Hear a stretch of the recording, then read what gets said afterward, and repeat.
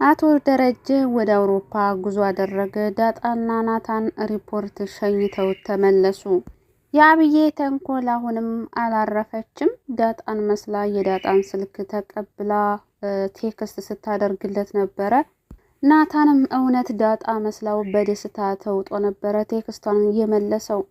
አብዬ እንግዲህ ራስ ወዳድ ሆናለች። በግድ ናታን የኔ ካልሆነ እያለች እየተፍጨረጨረች ትገኛለች። እንግዲህ ስልኩን ለውሃ ሰታት ነበር እንድትጫወትበት። ነገር ግን ከውሃ ላይ ቀስ ብላ አዘናግታ ቀምታ ቴክስት ለናታን ትልክለታለች። ናታን እንደምትወደኝ አውቃለሁ እንዴት ነህ ብላ ትልክለታለች። ናታን ያው መጽሐፍ እያነበበ ስለነበረ ቴክስት ሲገባለት በጣም ነበር የደነገጠው። በጣም ደስ አለው። ምክንያቱም አንድ ሰው ከምትወዱት ሰው ቴክስት ሲገባላችሁ እንዴት ነው የሚያደርጋችሁ? ልክ እንደዛ ፈነጠዘ በደስታ። እሱም ታዲያሽ ከናፈኩሽ ለምንድን ነው የማትመጪው ብሎ ይመልስላታል። ነገር ግን አብዬ በቅናት እየተንጨረጨረች ነበር። በራሷ በምትጥፈው ቴክስት መልሳ ራሷኑ እየወቀሰች እየተናደደች ነበር። በእርግጥ ለመፈተን ፈልጋ ነው። እንግዲህ ራሷን በራሷ እኔ ፈርቼህ እንጂ በጣም አፈቅርሃለሁ እኔን ነው ወይስ አብዬን ነው የምትወደው ብላ እንግዲህ ቴክስት ስትልክለት እንግዲህ ዛሬ ግን የእሱ መልስም ዛሬ ግን በጤናሽ ነው ወይ አይደለም ከአብዬ ከሌሎቹም ሴቶች በላይ አንቺን ሳይሽ ደነግጣለሁ ብሎ ይመልስላታል። ይገባታል በነገራችን ላይ አብዬ ማለት ነው። ራሷው እየተበሳጨች ነው። ለምን ነገሩን እሳቱን ያቀጣጠለችው ራሷ ናት። እና እንግዲህ አቶ ደረጀ ከሀገር ሊወጣ ስለሆነ ለምን እናንተ ብቻችንን ጊዜ አናሳልፍም ብላ ትለዋለች። ነገር ግን ይሄ ነገር ወዴት እየመራ ነው ብሎ ያስብና እኔ እኮ አንቺን እንደዛ ነገር አላስብሽም ብሎ ይመልስላታል። እሷም ታዲያ እሺ ልክ ነህ፣ ነገር ግን እኔ እኮ እነትዬን ፈርቼ እንጂ ማታ እኮ ክፍልህ ልመጣ ነበር ታለች። በነገራችን ላይ ያው አብዬ ዳጣ ናታን ክፍል እንደሄደች አላየቻትም። እዚህ ላይ ተሳስታለች። እና እሱም ታዲያ እውነት ለመናገር እኔ ለማንንም ሴት ድንግጭም አላውቀውን አንቺን ሳይ ግን ይደነግጣለሁ ብሎ መልስ ይመልስላታል። አብዬ እንግዲህ ሰው ለመፈተን ብላ ራሷ ወድቃለች ማለት ነው ፈተናውን። እና ክፍሌ መምጣት ከፈለግሽም መምጣት ቻለሽ፣ ግን ደግሞ መምጣት ካልቻልሽም አይጠበቅብሽም እና እኔ የተሰማኝ ስሜት ተሰምቶሽ ከሆነ በሰፊው እናወራለን ብሎ መልስ ይሰጣታል።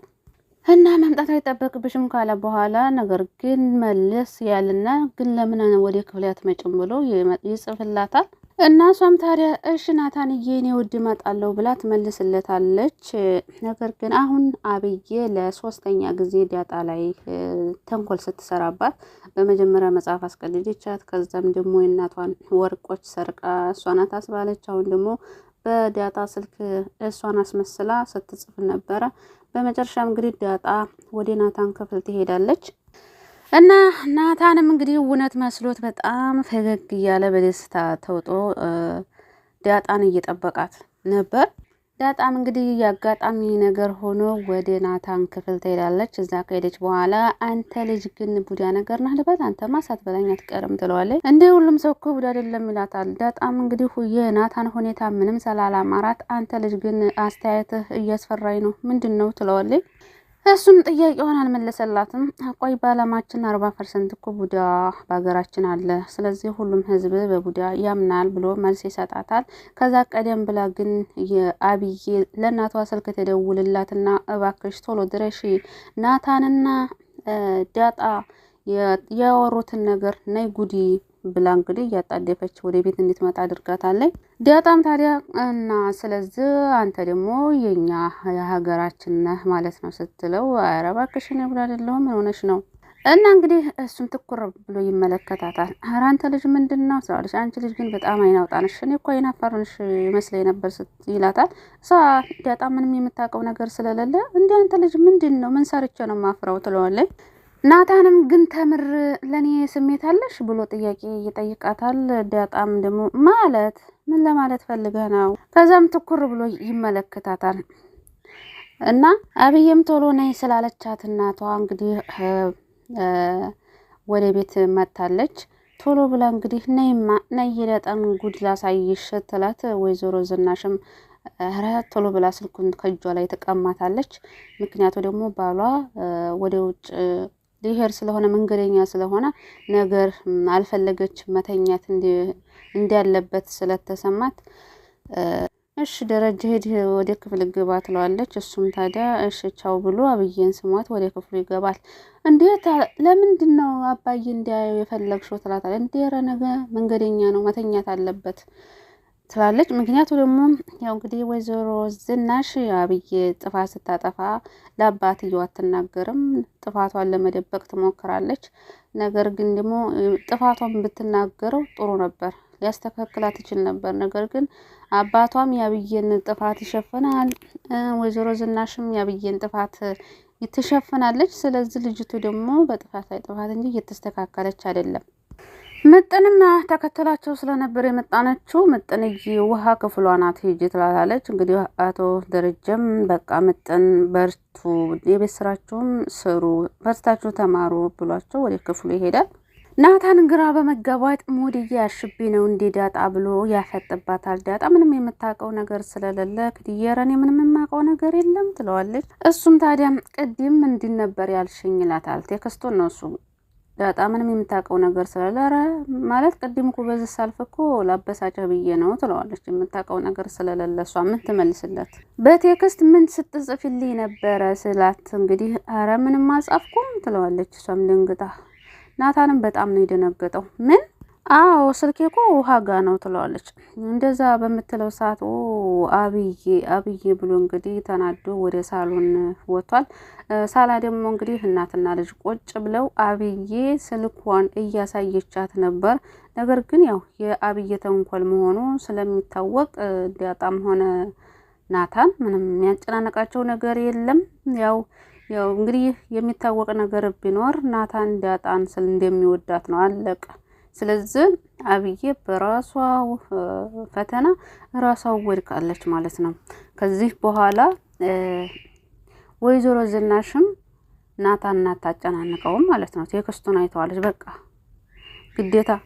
ግዴታ እሷን ወደዳት አፍቅራት ልጅን አግባት ብላ አታጨናንቀውም። እንኳንም ወጣለት እንኳንም ፈተነችው አብዬ ማለት ነው። በቃ ከዚህ በኋላ አብዬ አርፋ ትቀመጣለች። ናታን የዳጣና የዳጣ ብቻ ይሆናል ማለት ነው። ያው ዳጣ በአሁን ሰዓት ዝግጁ ባትሆንም እሱ እንደሚወዳት ሁሉም ሰው ያውቃል በዚህ ቴክስት የተነሳ ማለት ነው። አብዬ ግን ዳጣንና እንዲሁም ናታንን ያው ወላጆቿ እናትና አባቷ እንዲጠሏቸው ለማድረግ ነበር ያሰበችው። ነገር ግን አይሳካላትም። ተንኮለኛ ሰው መቼም ቢሆን ተሳክቶለት አያውቅም።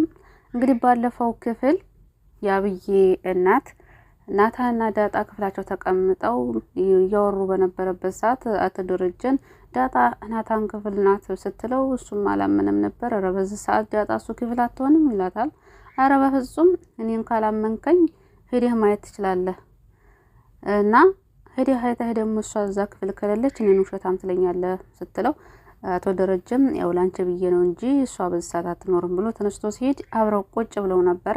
በዛን ሰዓትም እንግዲህ ምንድነው ትወደኛለህ የሚል ጥያቄ ለናታን ስትጠይቀው ሰምተዋል እንግዲህ አቶ ደረጀ።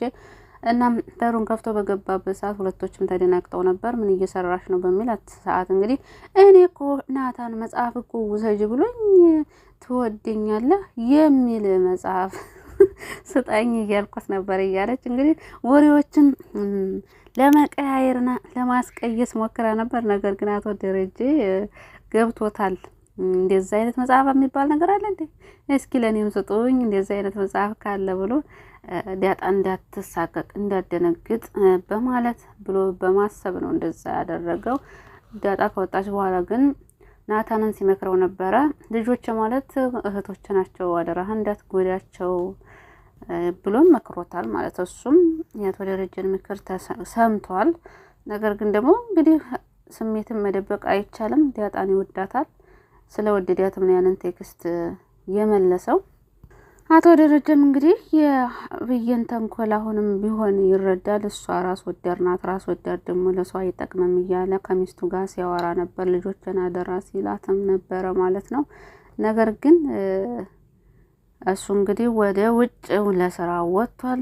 ከዚህ በኋላ ደግሞ እንግዲህ እነሱ አቶ ደረጃ አይሆንም አይኖርም ማለት ነው። ምናልባት ከሄደበት ከስራ ሲመለስ ነው እንጂ ወይዘሮ ዝናሽ አሁን ላይ እንግዲህ ዳጣ የአቶ ደረጀ እንዳልሆነች ካወቀች በኋላ ለዳጣ ጥሩ ሰው ሆናላታለች።